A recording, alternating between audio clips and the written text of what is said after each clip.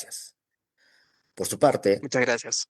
seguimos con el seminario y ya tenemos la presencia del doctor Leandro Rodríguez Valverde, físico con posgrado en sismología y física de la Tierra por la Universidad de Cornell, Estados Unidos, con estadías en Cornell Institute y miembro del ICTP Italia, representante del Perú, al cual también le damos unos aplausos virtuales y le damos la cordial bienvenida. Doctor Leandro, ¿se encuentra ahí? Muy buenas tardes. Muy buenas tardes, doctor Leandro, mucho gusto. Le damos la ¿Podrían dejar de bienvenida, compartir la pantalla? Gracias. le damos, Eh, le damos la bienvenida y le damos su tiempo para que comience con su discurso. Muchísimas gracias. Muchas gracias a ustedes, al Colegio de Ingenieros del Perú, al Consejo Departamental de Ancash de Huaraz. Es un placer estar aquí y les agradezco la invitación. Eh, en primer lugar, quiero compartir una pequeña presentación. Por favor, permítanme. ¿Cuánto tiempo tengo para hablar, por favor? Sí, tiene 40 minutos. 40 minutos, muy bien. Así es. Por favor, vamos a ver.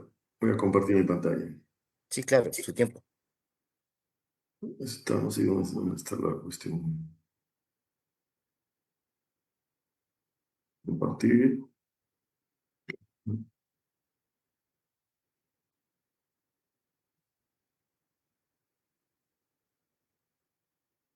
Bien. Agradezco la invitación del Colegio de Ingenieros del Perú, del Consejo Departamental de Ancash de Huaraz. Eh, yo soy director ejecutivo del Centro Regional de Sismología para América del Sur. Dos palabras sobre mi institución. Mi institución es un organismo internacional. Está formado por 2 Estados miembros, todo Sudamérica, Trinidad y Tobago y España. Uno de los objetivos fundamentales del Centro Regional de Sismología para América del Sur es Se originó minimizar en el este efecto que área, causan los terremotos. Cumplimos 59 años este año.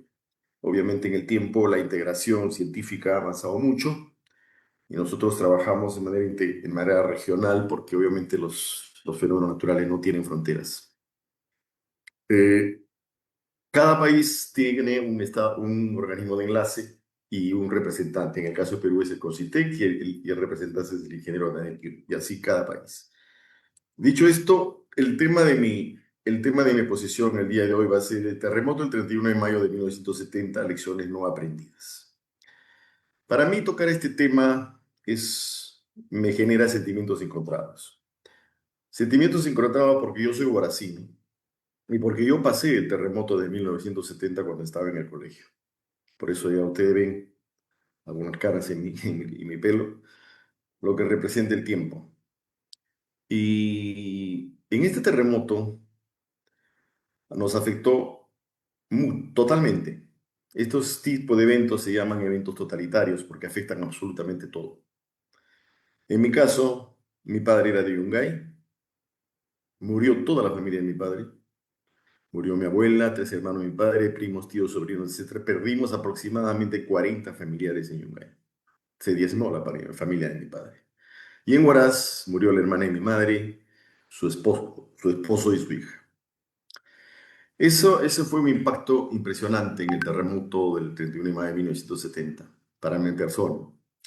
Con este terremoto en realidad cambia el concepto de desastre. Es decir, hasta ahí se empezaban a hablar de desastres naturales y los desastres no son naturales. Yo me hice una pregunta a esa corta edad de quién había sido el responsable de que ocurriese ese desastre. Y mi búsqueda me llevó a estudiar física, mi búsqueda me llevó a estudiar sismología, pero la respuesta la encontré cuando empecé a entrar a las ciencias sociales, a la antropología, la arqueología, la sociología, la historia. Y descubrí que realmente todo comienza con el disloque que existe en nuestra civilización, con la conquista, y donde el conocimiento que habían adquirido estos antiguos peruanos, los pre-incas especialmente, en vivir en paz con la naturaleza, es dislocado por la conquista, donde ignoran ese conocimiento y lo destruyen, y empiezan a fundar ciudades en las zonas más peligrosas, al mismo estilo europeo, con adobe y calles angostas, una plaza de armas como en Huaraz, y como en el caso de Arequipa, al pie de un volcán, etcétera. Entonces, Evidentemente, en las investigaciones que realicé me encontré con las investigaciones del doctor Anthony Oliver Smith, que hizo su tesis doctoral justamente con este terremoto, el antropólogo, y pasó 14 meses en Yungay y justamente llegaba a esas mismas conclusiones. Y para comenzar esta charla, yo quisiera leer muy rápidamente lo que él dice en su tesis, ¿no? Él dice, y yo creo que es válido hasta el día de hoy, dice, el Perú fue y sigue siendo un país en condiciones de desastre. Y da una serie de definiciones que justifican eso, ¿no? La sociedad que enfrentó el tremendo sismo, en cierto modo, ya representaba una catástrofe. Y aquí habla de la economía caracterizada por ciclos de grandes auges, pérdidas y quiebres, una infraestructura que servía solamente para articular una parte de la nación, un sector industrial pequeño y vulnerable, tasas de analfabetismo cercanas al 60%, pobreza crónica, con sus escuelas de desnutrición, mortalidad infantil y altas tasas de morbilidad, un sistema político históricamente inestable, de el peor hacer la desastre entrega de de la estos historia del terrenos o la hemisferio autorización occidental, de la como se reconoce construcción. el terremoto del 31 de mayo de 1970, solo ha podido suceder en el Perú o en una nación que sufría condiciones similares. La mayoría de la población rural no contaba con energía eléctrica ni tampoco existía algún proyecto en ese sentido. Yo soy testigo de esto porque yo viví esta situación. Unos pocos años antes del terremoto, se puso su luz en las calles en Huaraz. Antes de eso era una luz que parecía una vela, uno tenía que salir con sus linternas y caminar por la calle con linterna. La luz en Yungay venía a las 7 de la noche y se iba a las 7 de la mañana. No tenían luz, en Yungay no había ni agua, no había agua potable. Tenían puquios y tenían acequias donde hacían sus necesidades. En realidad, la situación era así: carreteras pésimas, un viaje de Huaraz a Lima era aproximadamente 14 o 15 horas, de Lima, de Huaraz a Patibil, que eran 10 horas, y de ahí a Lima otras 3 o 4 horas. Entonces, la realidad es que el descubrimiento que se hace con esto es que el desastre es un proceso histórico-social y un fenómeno natural no es un desastre, es simplemente una manifestación de la Tierra en su evolución. El desastre lo producimos nosotros porque vivimos de espaldas, digamos, de espaldas a- al medio ambiente que tenemos y en contradicción con las amenazas que genera ese medio ambiente. Entonces, ese hecho hace que nosotros construyamos desastres. Y evidentemente, a lo largo de estos años, nos hemos dedicado a construir desastres. Y hace poco hemos visto cómo realmente esa actitud de vivir en contradicción con el medio ambiente, o mejor dicho, con las amenazas a que estamos expuestos, ignorando o tal vez sin conocer nuestro medio ambiente, genera estos desastres, ¿no? Eh, yo quisiera plantear algunas reflexiones. Recordar no es suficiente, la memoria no se desvanece. Primero, que no tenemos memoria colectiva, no hay memoria, el país no tiene memoria, por una serie de razones, la misma educación. Cada año recordamos la fecha, hacemos un minuto de silencio, depositamos ofrendas florales, incluso realizamos simulacros. Hoy día ha habido un día simulacro. ¿Y qué clase de simulacro ha sido eso? Porque mucha gente acá donde estoy en la oficina, me encuentro en mi oficina aquí en Lima, ni siquiera han salido de sus casas, ¿no? ¿Hemos realmente comprendido qué nos quiso enseñar ese desastre? ¿Realmente hemos entendido eso? La memoria sin acción es solo retórica, señores. Pocas regiones han desarrollado una cultura de prevención efectiva, me refiero a nuestro país. La informalidad en la construcción, acá en Lima eso es terrible. Pienso que en Huaraz también se ha dado eso. La ocupación de zonas de alto riesgo, evidente. Después vamos a conversar lo que ocurre en Huaraz. La indiferencia frente a la ciencia. Existe el analfabetismo científico, especialmente de las autoridades que elegimos para que gobiernen nuestras ciudades y que gobiernen nuestro país. Son analfabetos científicos, porque todavía la realidad la estamos interpretando en base a mitos y creencias, no la interpretamos en base a la ciencia. Porque si la interpretáramos en base a la ciencia, le pediríamos a la ciencia que resuelva nuestros problemas. Y no le pedimos a la ciencia que resuelva nuestros problemas, al contrario, le ignoramos y empezamos a crear una política que empieza a construir desastres que cosechamos años después. Cuando los españoles hicieron lo que hicieron al desconectar ese conocimiento de los antiguos peruanos, estaban creando las condiciones para cosechar desastres que 500 años después. Y eso fue lo que ocurrió. La ocupación de zonas de alto riesgo, la indiferencia frente a la ciencia y el desinterés político siguen siendo prácticas normales en el país. Evidentemente, nosotros estamos esperando un sismo muy grande en Lima. Y ya estamos en tiempo de alarma, no solo en Lima. Eso va a romper una zona desde Trujillo hasta Pisco. Va a ser similar a 1746. Ese sismo se considera que va a tener una magnitud mayor de 8.8. La pregunta es, ¿hacemos algo al respecto? Estos simulacros que muchas veces parecen cumplir con reglamentos o normas que están dadas ahí, o hablamos de las cosas que en teoría pues han ocurrido en el pasado, pero ¿de qué manera han impactado eso y que mejoremos nuestra actitud frente a esperar un nuevo terremoto que va a venir de todas maneras? Porque en el país han ocurrido terremotos por miles de años y ocurrirán por miles de años más. Es una cosa que debemos saber. ¿Por qué no aprendemos? Las razones de una sociedad desmemoriada. ¿Por qué? El olvido cultural, evidentemente, es fundamental. Nuestra sociedad tiende a normalizar el riesgo. La tragedia se convierte en una historia del pasado y no en una advertencia del futuro. Eso se debe también a la educación que tenemos, obviamente. En el colegio no se enseña historia de los desastres. ¿Cuántos jóvenes realmente conocen lo que ocurrió en Yungay, por ejemplo? ¿Cuántos podrían identificar una zona de seguridad sísmica? Yo he hecho unas conferencias hace algunos años en Yungay y me quedé impresionado que el auditorio, que eran la mayoría de jóvenes, no tenía idea de lo que había ocurrido en 1970. Ni el colegio le ha enseñado, ni los padres parece que hemos transmitido nuestras experiencias a las nuevas generaciones. Es más, yo fui el año pasado fui con mi nieto a Huaraz y me fui a Yungay. Iban coescolares al Campo Santo y me quedé impresionado de las falsedades que escuchan esos muchachos en relación a lo que ocurrió. Y la verdad es que yo digo, si las personas que están enseñando a los turistas, a la gente, no saben realmente lo que está diciendo, con lo que verdaderamente ocurrió. Por otro lado, no hay continuidad en las políticas públicas. Cada cambio al gobierno implica empezar de cero. Nosotros, por ejemplo, como Centro Regional de Sismología, cuando estaba gestionando el ingeniero Benjamín Morales Arnau, que fue un extraordinario gestor de NAIGEM, nosotros hicimos un convenio para hacer una serie de actividades que habíamos ya planificado. El ingeniero Benjamín Morales Arnau digamos, lo reemplazaron por una persona que era una iletrada en este tipo de temas, y simplemente lo primero que hizo fue cancelar nuestro convenio y volvimos a cero. Y ahora no tenemos convenio con ellos. Entonces, este es otro problema. El conocimiento técnico queda subordinado, lamentablemente, a improvisaciones políticas. Ahora,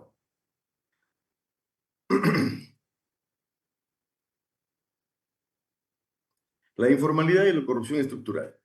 Se permite construcciones sin conocimiento de los suelos. Se toleran edificaciones vulnerables en quebradas o laderas y se regulan obras con sellos y firmas a cambio de favores. Miremos Huaraz, ¿dónde hemos construido las casas? ¿No?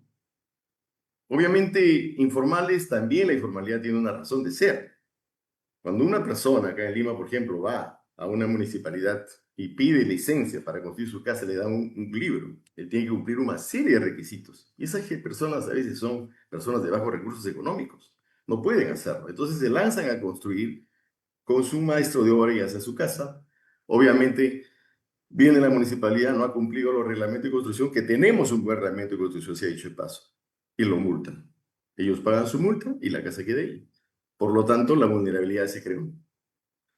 La vulnerabilidad se define como la incapacidad de respuesta ante una amenaza. Entonces, ¿nosotros qué propusimos a estas municipalidades que tienen ese problema? Como el caso de Ate, como el caso de algunas municipalidades que están, digamos, tienen plata, pero lamentablemente hay una informalidad tremenda. Le dijimos, ¿por qué no hacen convenio con las universidades? Con la ingeniería, Universidad de Ingeniería, con la universidad que tienen facultades de ingeniería civil, y que los alumnos de los últimos años puedan ir a asesorar a estas personas de bajos recursos económicos cómo deben construir su casa, mirar sus planos, etcétera. Ganamos, ellos ganan, se les da pues crédito, se hace un elemento de que todo ganen, gana el pueblo, ganan ellos. Y lo que vamos a proteger es la vida de la gente. No existe eso. Existen muchas multas, se paga la multa y la casa queda ahí. Lamentablemente es así. Ahora, no invertimos en cuestiones preventivas. Si nosotros no trabajamos en la prevención, vamos a seguir cosechando desastres. Y lo más triste, si no trabajamos en la educación y no pensamos que la ciencia es algo muy importante, entonces lo que estamos haciendo es construyendo desastres. Porque la política que van a generar las autoridades que asumen sus puestos van a generar políticas que van a ir precisamente a construir esos desastres, que vamos a cosecharlo después. Por ejemplo, construimos monumentos a los caídos, pero no escuelas ni hospitales seguros. Se priorizan obras visibles y no sistemas de alerta temprano o programas de reforzamiento estructural. Las alertas tempranas también tienen que ir con una educación de la población, porque lo que se llama la ingeniería social, la gente que debe saber qué hacer cuando verdaderamente viene una alarma de un sismo o de un aluvión en el caso de Huaraz. Una ciudadanía pasivo, resignada. Hemos internalizado el desastre como parte de nuestra vida. Decimos, así es el Perú, pues. No solo en el desastre, en todo decimos, así es el Perú. Y nos conformamos con eso. Como si estuviéramos condenados al sufrimiento. Pero no estamos condenados, estamos desinformados o desmovilizados, que esa es la realidad. ¿No es cierto? Ahora, el sismo de 70 como espejo, lo que deberíamos haber aprendido. La importancia de la ciencia. Antes de los años 70, sismólogos nacionales alertaban sobre la necesidad de estudiar las zonas sísmicas y promover mapas de riesgo. No solo sismólogos, señores. Había peruanos. En el año 1953, alpinistas peruanos, un caracino, Arturo Soriano Bernardini, los hermanos Yanac, los hermanos Mautino, que ustedes deben conocer, ustedes quiénes fueron ellos, conquistaron el Huascarán. Y un hermano, me parece, del ingeniero Benjamín Morales Arnau, se subieron al Huascarán, conquistaron el Huascarán. Y cuando estaban bajando o cuando estaban yendo, les sorprendió una avalancha. Esa avalancha se iba hacia Rarirca. Y ellos dijeron, si esta avalancha hubiese sido mucho más grande, se hubiese llevado a Rarirca. Cuando regresaron de esa exposición, advirtieron a las autoridades que podía ocurrir un aluvión en Rarirca y que podía llevárselas. Nadie les hizo caso. Última Hora publicó esto. Yo he hecho en exposiciones donde están las publicaciones y todo esto que les menciono. Nadie les hizo caso. El 53 hablaron de esto. El 62 se desprende una parte de Huascarán y se lleva a la raíz. Cuando nosotros estábamos en Yungay, yo era niño, iba a visitar a mi abuela, se escuchaba un sonido en el Huascarán, como hace poco, parece que ha habido algo similar, un sonido, boom. Y uno miraba el Huascarán y veía un pedazo del nevado que se caía muy pequeño y se diseminaba. Eso se daba en esa época. El 62 viene el aluvión y se lleva. Y el 64 vuelven a subir al Huascarán y encuentran una rajadura de 200 metros en la parte norte, estos peruanos. Y dijeron, si esto se rompe, no se lleva solamente a Ranaico otra vez, sino se va a llevar Yungay. Y hay publicaciones en el diario Última Hora, que fue el único diario que les hizo caso, donde se estaba advirtiendo estas cosas. No se hizo absolutamente nada. El gobierno trajo a un especialista glaciólogo de Alemania, que se hizo una reunión en la Sociedad Geográfica de Lima, con expertos, con personalidades científicas del Perú, entre comillas, y el glaciólogo dijo que el Huascarán no ofrecía absolutamente ningún peligro, que esas versiones eran antojadizas, sensacionalistas. Y mire lo que pasó 3 o 4 años después de esto. No, entonces, la importancia de la ciencia es eso, ¿no? Justamente, la ciencia advirtió estas cosas, y no solo la ciencia, como les digo, también estos peruanos que habían advertido que esto se daba. Hay fotografías, hay registros de esto aquí en Ceres y sobre sobre lo que mencionas. La urgencia de planificación territorial. Yungay fue sepultado porque estaba en el camino de una luz anunciada. Esa zona es aluviónica. Desde décadas atrás había aluviones en toda esa zona. Aún hoy ciudades como por ejemplo en Chosica, Arequipa, Cusco, Lima tienen miles de viviendas en quebradas, conos volcánicos, zonas de liquefacción o acantilados. Esa es la realidad. Por más estudios científicos que hagamos, y si no corregimos estos elementos desde un punto de vista de planificación territorial, que tiene que hacerlo la política, obviamente vamos a seguir cosechando desastres. ¿Y por qué? Porque estamos construyéndolos.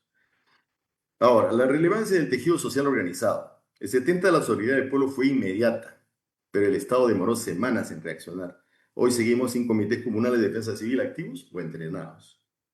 150 países, fue el primer terremoto en la historia que 150 países ayudaron en ese terremoto del 70. En realidad, nos agarró al Perú, no teníamos defensa civil, no había absolutamente nada. Cuba puso un hospital en Recuay. Rusia puso un hospital en Huaraz. A los alemanes se pusieron unos ciclos que duraron 20 años en Caraz, donde vivió la gente, con materia sintética. Los americanos trajeron un portaaviones con 15 helicópteros que llevaban y traían medicinas, transportaban heridos, etcétera, etcétera. O sea, hubo una ayuda impresionante. Y ese terremoto generó, obviamente, digamos, que estos países desarrollados generaran presupuestos en sus políticas para ayudar en el futuro a países donde ocurrieran estos desastres. No, fue un elemento que afectó todo absolutamente. Este tipo de desastres, se habla de desastres totalitarios, porque afectan absolutamente todo. ¿No? Bien, a 56 años del sismo, yo pregunto, ¿y si el sismo hubiera ocurrido ayer? Preguntémonos honestamente, ¿están preparados nuestros colegios, hospitales y municipalidades para soportarlo? ¿Saben las familias peruanas cómo actuar en caso de un terremoto como ese, en Huaraz, por ejemplo? ¿Contamos con sistemas de información o comunicación en tiempo real? Hemos reforzado las construcciones precarias que abundan en nuestros barrios, miramos y las hemos reforzado para que no se vengan abajo y no maten a los pobladores. La respuesta, con honrosas excepciones, es no. Ahora, conclusión. El peligro natural es inevitable, el desastre no lo es. El desastre podemos evitarlo. El sismo del 31 de mayo fue un fenómeno natural. Tuvo una magnitud de 7.7, 7.8, 7.9, es el rango que se maneja. El desastre fue consecuencia de la negligencia humana, como lo expresa Anthony Oliver Smith al principio, y como lo he mostrado en realidad después lo que hicimos. Hoy, 55 años después, estamos frente a una bifurcación. ¿Podemos seguir lamentándonos cuando ocurra el próximo gran sismo? ¿O podemos construir una sociedad que realmente aprenda, actúe y prevenga? Hagámoslo por respeto a quienes murieron, hagámoslo por amor a quienes aún viven. Y para hacer eso, señores, hay que tener aliados. No podemos nosotros solamente con nuestras instituciones y con nuestras investigaciones científicas resolver el problema. Tenemos que educar a la población. ¿Cómo educamos a la población? La prensa tiene que ayudarnos en eso. Tenemos que hacer un pacto con la prensa y la prensa tiene que ayudarnos a sacar spots, si es posible, diarios, de informando qué cosa, en qué medio ambiente vivimos, qué ocurre, cómo debemos cambiar, cómo debemos mejorar, qué cosa debemos hacer. La prensa ha educado en algunos temas increíbles en el pasado. Yo recuerdo hace algunos años con el programa de Ciro Castillo, se adhirieron 25 programas periodísticos los fines de semana en el tema y todos los días salían en los periódicos, ya se murió, ya se perdió, ya lo encontraron, ya lo mataron, etc. Cualquier persona en la calle, uno le preguntaba, ¿sabes quién es esta persona? Le daba una charla. ¿Por qué no hacer lo mismo con esto y los desastres? ¿Por qué no hacer con la basura? ¿Por qué no hacer con otros problemas?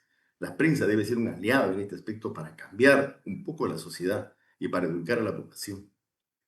Ahora, la reconstrucción. Después de todo esto, obviamente vino una reconstrucción. En la reconstrucción, ¿cómo se llegó a esta situación de ver a Huaraz como está? Una ciudad fea, una ciudad totalmente no planificada. Lamentablemente, se pensó hacer una ciudad modelo en Huaraz. No fue así. A pesar de nadie tomó en cuenta, por ejemplo, la tradición de la idiosincrasia del lugareño. Por eso los guaracinos nunca la hicieron suya, Huaraz. Hubo una migración enorme también, por supuesto. Fruto del crecimiento caótico de los últimos 50 años y la prevención del peligro de sismos y aluviones, en la actualidad el municipio guaracino, creo, no estoy seguro, y si no es así, discúlpenme, autoriza la construcción antitécnica de edificios de más de 10 pisos y permite que se viva en el cauce de aludes o en la margen de los ríos. Ahora, estos son personalidades que algunos ya han muerto. ¿Qué es lo que opinaban de Huaraz? Francisco González, una personalidad, decía que Huaraz es una ciudad sin rostro, aludiendo al proceso de reconstrucción, que tras de 20 años del sismo en esa época, no delimitaba las características urbanísticas ni sociales de la nueva ciudad.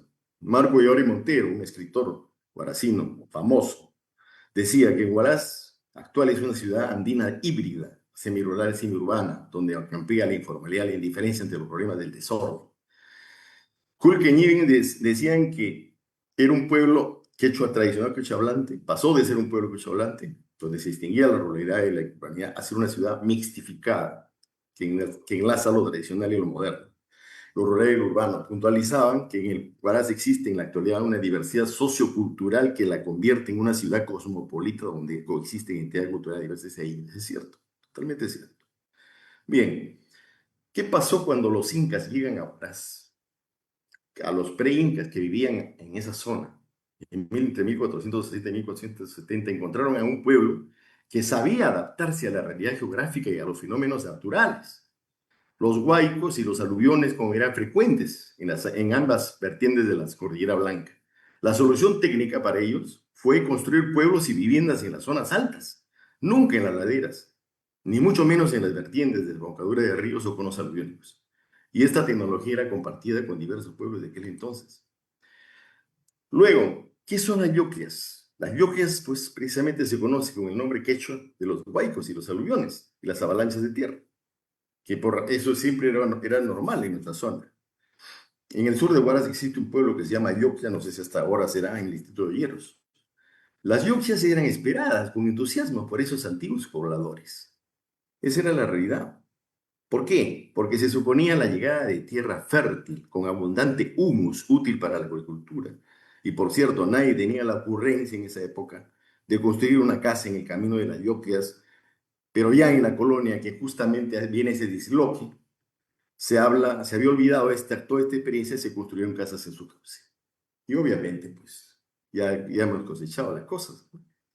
Ustedes, no se olviden ustedes que estos fueron las consecuencias ya de ese tipo de actitud.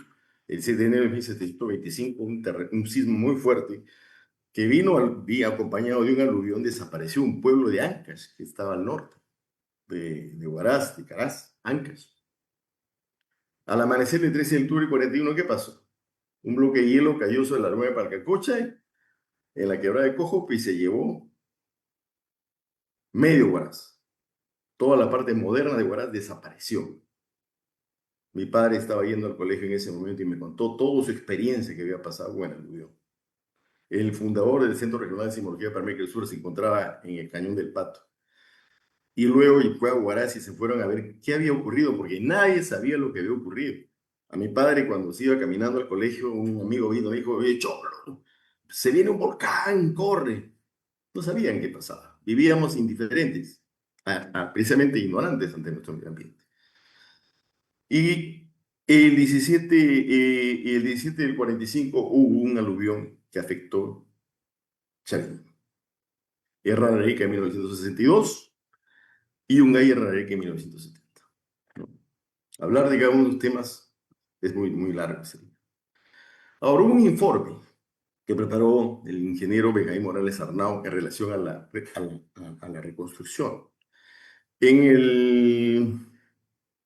En Otárola, en 2020, Roque Otárola de Peñarante, que tuvo un libro sobre el terremoto, muy interesante. Morales Arnau señaló que las inseguridades se debían a la inestabilidad de los glaciales y la situación de las lagunas cerradas por diques hemorrénicos. Cualquiera de estos factores redunda en la inseguridad de las poblaciones asentadas en el Valle de los Ríos Santa y en las cuencas trasandinas, así como en su estructura urbana, vial, energética y como se citó esto, se cita en Otárola en el 2020. El informe recomendó la reubicación de ciudades, pero solo Yungay se reubicó. Huaraz se negó la población, se negó porque la idea era trasladarlo a una zona alta y segura en Huanchac, para lo cual le exigieron cosas: contar con un plan control de lagunas, instalar un sistema de alerta temprana y mantener baja densidad poblacional en el cono aluviónico de la ciudad de Huaraz. Esto se dice en Otárola en 2020. Después de más de 50 años que han pasado, increíblemente ninguna de estas propuestas se ha ejecutado. Curiosamente, el cono aluviónico del aluvión de 1941 está lleno de casas. Cuando vino el terremoto, nosotros íbamos a esa zona y le llamamos el aluvión. Había rocas blancas de granito, era de color blanco el piso, el suelo. Ahí no había casas. Ahora está lleno de casas. Entonces, ¿qué hemos hecho, pues? ¿Quién tiene la responsabilidad para lo que puede venir en el futuro? Por más que hagamos grandes estudios, ¿qué vamos a lograr con eso si la política va en este sentido y lo que estamos rehaciendo realmente es construir nuevos desastres? Porque los aluviones van a continuar. Hace 2 meses ha venido un aluvión al norte de Huaraz y se ha llevado 100 casas, me parece.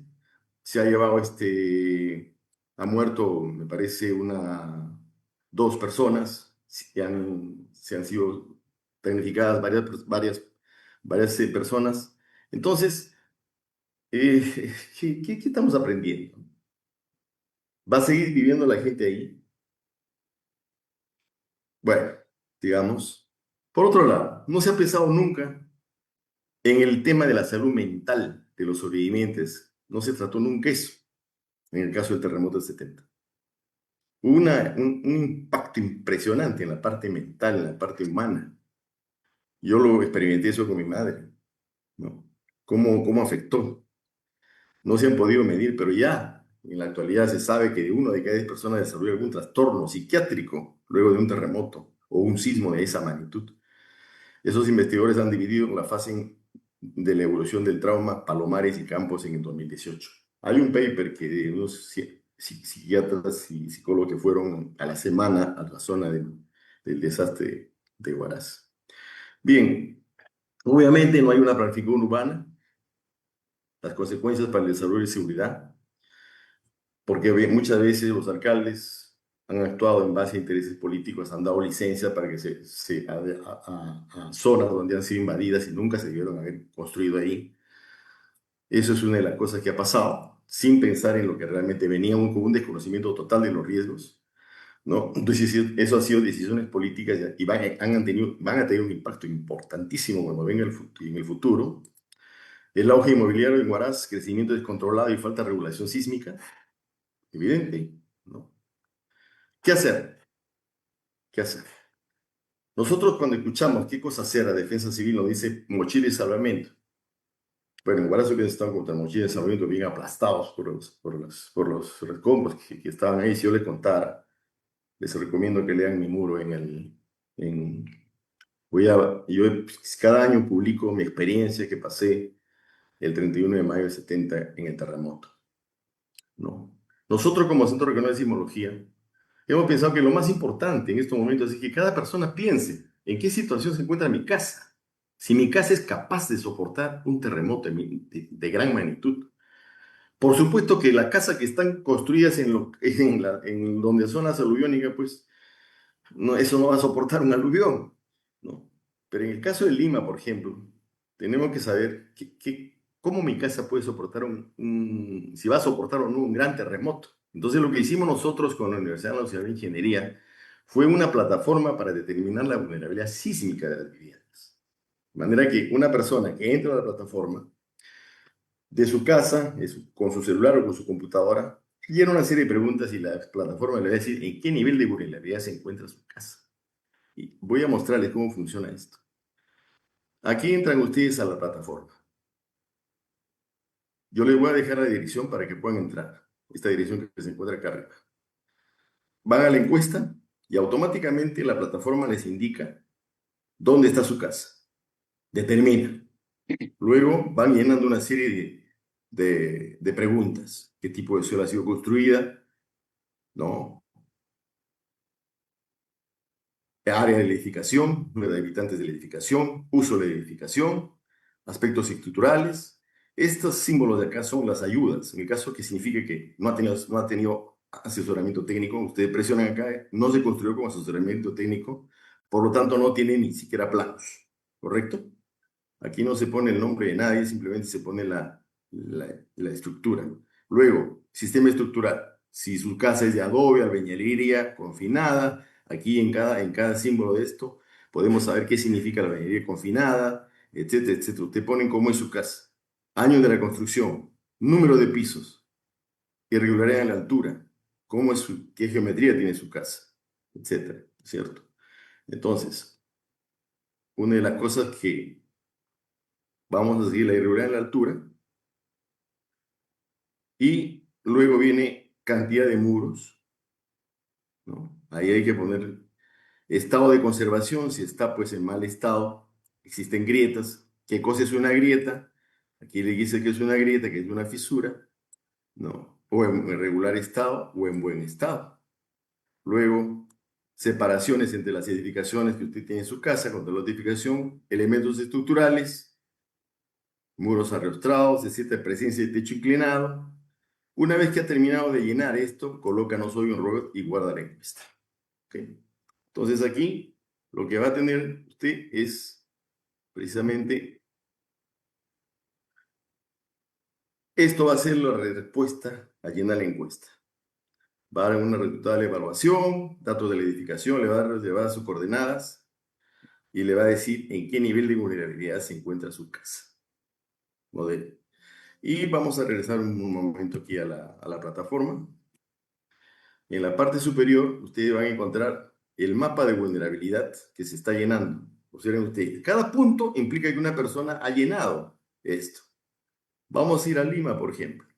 Observen ustedes en Lima, acá está Lima, y la cantidad de personas que ha llenado. No parece mucho, pero no es mucho. Miren la cantidad de puntos en rojo. Si yo soy gobierno, tengo que mirar con lupa estos puntos en rojo, porque estos puntos en rojo, si viene el terremoto que estamos esperando, se vienen abajo. Los puntos amarillos hay que tener cuidado y los verdes se supone que tienen vulnerabilidad baja, ¿no? Cada cosa que llenamos, se coloca un punto ahí.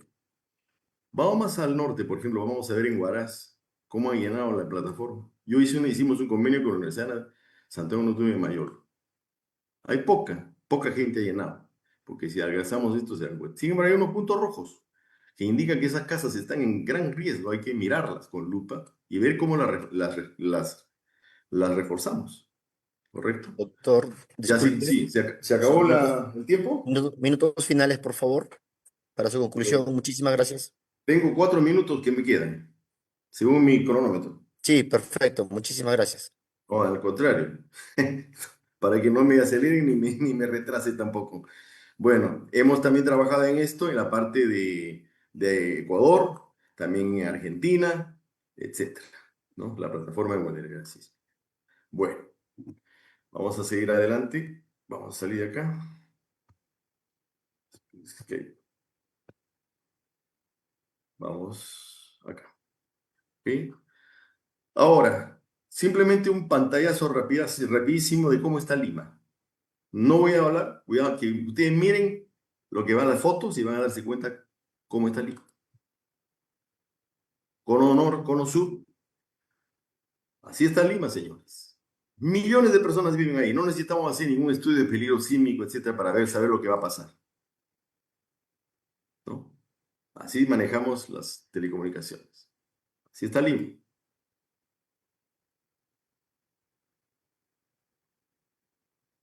Barrios Altos, ahí vive gente, aunque no lo crean, ahí vive gente. Miren esta construcción, miren esto. Aquí viven varias familias, igual acá. Arquitectura más fina, pero miren cómo está. Miren cómo está. Huaraz. Estos son los edificios que hemos hecho en Huaraz. Entiendo que deben haberse cumplido con la norma y deben haberse hecho de una manera razonable. Todo esto, casas pequeñas, casas altas. Alguien me dijo que parecía que en Perú no había arquitectos para generar estas cosas, ¿no? Todo esto es Huaraz. Observen, observen. Ya no analizamos esto, simplemente un pantallazo para mirar en qué situación se encuentran las cosas. Miren esta calle. Ustedes ya deben saber dónde está esto. Miren el tamaño de las cosas.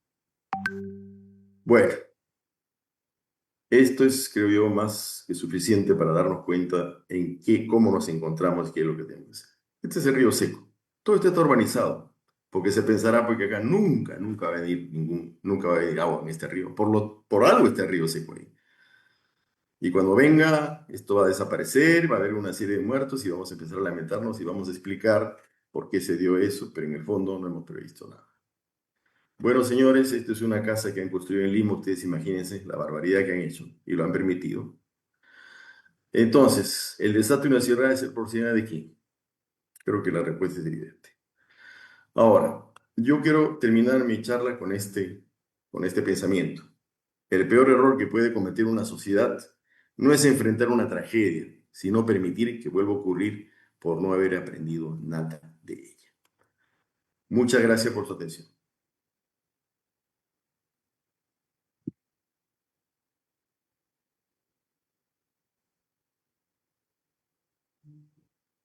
Muchas gracias. No le escucho, señor. El Colegio Ingeniero Suprico está pagado. Ah, disculpe. Voy a darle muchas gracias al doctor Leandro por su valiosa exposición, que sin duda nos ha dejado importantes reflexiones y conocimientos.